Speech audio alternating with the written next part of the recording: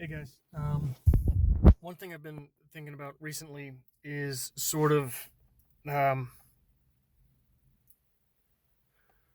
one of my favorite YouTubers is Lex Friedman. He has a really interesting podcast.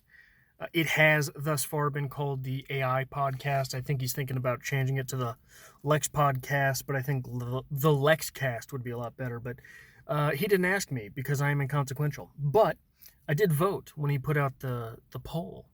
But he had a video, I guess it was a month ago, but it just dropped into my recommended feed not too long ago, where he's starting a challenge for himself to be a better man and be stronger, do all these things. And he asked David Goggins, for his opinion. And one of the things that Goggins had said is he asked him about how do you keep from getting injured?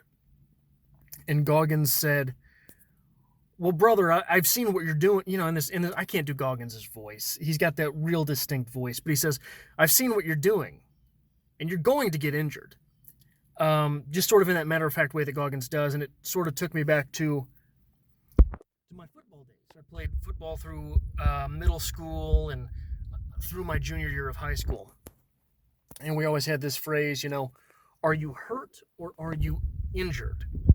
And they're different things. They're different things. You get beat up playing football. You get hurt a lot. And are you hurt or are you injured? If you're hurt, you can stay in the game. You can keep doing what you do. As long as you're effective, you're not hurting the team. If you're injured, you can't do what you're supposed to do. There's gray areas. Obviously, people, you've got a sprained ankle. Is that being hurt or is that being injured? Well, it affects your overall performance, but if you're still better than the next guy on the depth chart, is it injured enough that you can't perform at all, or that will you worsen yourself by playing through it? So, for example, I had what they told me my junior year. I had what they told me was a sprained ankle. I went to miserable pain.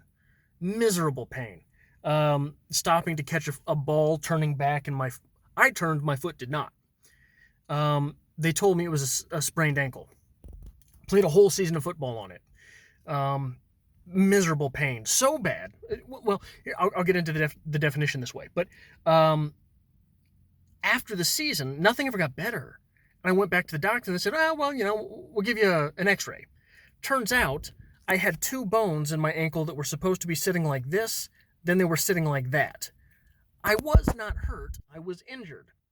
So what happened was that it hurt so bad that I overcompensated so much while running and while blocking and cutting, all of these different things. I compensated so much, I ended up hurting my other ankle.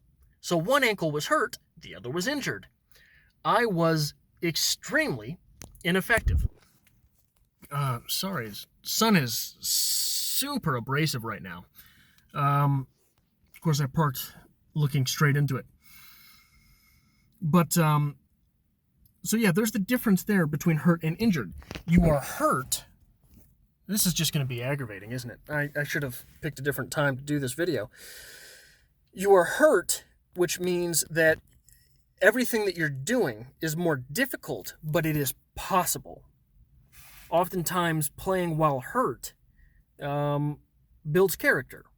You get over it in a very stoic fashion. You say, hey, this hurts, this sucks. I can still help the team. While you're injured, you become a liability. Someone else, for example, if you're a lineman, you're blocking for your quarterback. If you are injured and you can't do your job, you could get your quarterback hurt, etc. I think one thing that I am struggling with recently is the difference between emotional and damaged. Emotional, I'm having a bad day, and my emotions are sadness and anger. Versus damaged, I don't know the second word here. Hurt versus injured, emotional versus damaged is how I'm saying it. Emotional is the day sucks and it's really got me down. I'm not performing correctly. I'm not reading how I should be reading. I'm not writing how I should be writing. Versus damaged, I struggle oftentimes with depression. And here's the sort of thing I'm trying to convince myself of, the sort of distinction and similarities between these things. If you do not take care of yourself while you are hurt, you will become injured. If you do have a sprained ankle, for example, and you do not take care of it, you do not take care of yourself, you do not hydrate and rest, and rest, ice, compression, elevation, for anyone who knows that term. If you do not do those things, you will leave yourself vulnerable, for example, on the field of play, and you could get rocked. You got a sprained ankle, so you're not running 100% speed. You cut real slow, and it happens to be right into a linebacker. That's a great way to get a concussion. I think something that I'm trying to come to terms with emotional versus damaged. Am I having a bad day, or am I lapsing into depression? And I think if you do not take care of yourself when you are emotional, it is very easy to lapse into being injured, being in that depressive state. So what are the ways that you take care of yourself when you're emotional? What are the ways that you take care of yourself when you're hurt? Are these things similar? Is it profitable to motor through some of the emotions and get back to productivity? For anyone who's a lifter or a bodybuilder or a power lifter, if you pull a hamstring doing squats, it sucks to do bench still, because you have to steady yourself with your legs. But it doesn't suck as much as doing squats. So you can still do them. You've still got to take care of yourself. You've still got to hydrate properly. You've still got to do all of these other things. So I think the conclusion I'm trying to come to with myself is,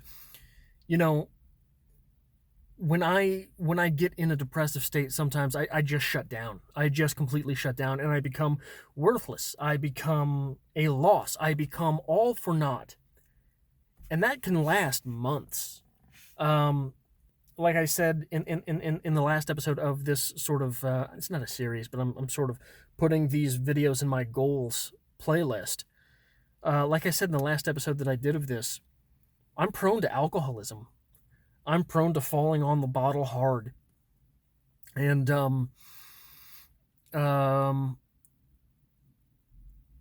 if I am emotional versus depressive, if I'm having a bad day versus falling into a depressive state, I should find it easier for myself to convince myself not to fall onto that bottle at all, to stay away from the alcohol completely.